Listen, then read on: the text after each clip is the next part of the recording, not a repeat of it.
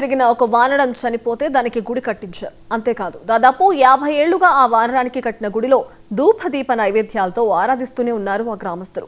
ఏటా 2 రోజుల పాటు ఉత్సవాలు సైతం జరుపుకుంటున్నారు. తెలంగాణలోని నిర్మల్ జిల్లా లక్ష్మణ్ చందా మండలం ధర్మారంలో కోతి దేవిని దేవాలయంలో జరుగుతున్న ఉత్సవాల మీద 99 టీవీ ప్రత్యేక కథనం చూడండి.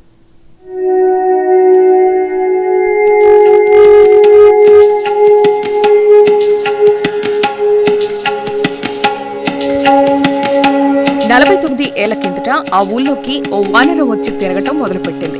జనం వెంట వాళ్ళ పశువుల వెంట తిరుగుతూ అందరి మెప్పు పొందింది.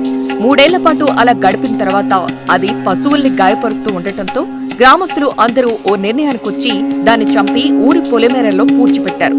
అయితే రోజులు గడిచే కొద్దీ ఊళ్ళో వానరం లేని లోటు కనిపిస్తూ వచ్చింది. అందరూ అదే మాట్లాడుకుంటూ వచ్చారు. అప్పుడే అందరికీ కలలో కనిపించిన వానరం తనకు గుడి కట్టాలని కోరింది.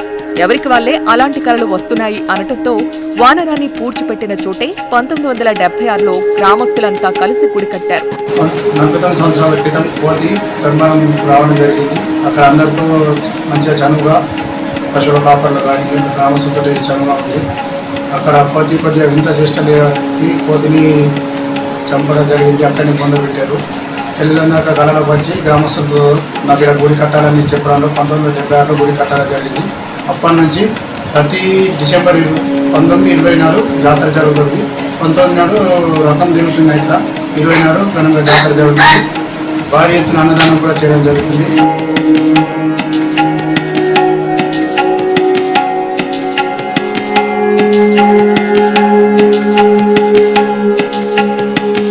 అప్పటి నుంచి ప్రతిరోజు ధూపదీప నైవేద్యాలతో ఆ గుళ్ళో పూజలు జరుగుతూనే ఉన్నాయి. అంతేకాదు ఏటా అంగరంగ వైభవంగా ఉత్సవాలు నిర్వహిస్తున్నారు నిర్మల్ జిల్లాలోని లక్ష్మణ చందా మండలంలోని ధర్మారం గ్రామస్తులు. ఏటా డిసెంబర్ 19న రథోత్సవం, 20న జాతర 2 రోజుల పాటు ఉత్సవాలను నిర్వహించడం ఆనవాయితీగా వస్తోంది. ఈ ఏడాది కూడా 2 రోజుల పాటు జాతర జరుగుతూ ఉండగా చుట్టుపక్కల ఊళ్ల నుంచి కూడా జనం తరలి వచ్చారు.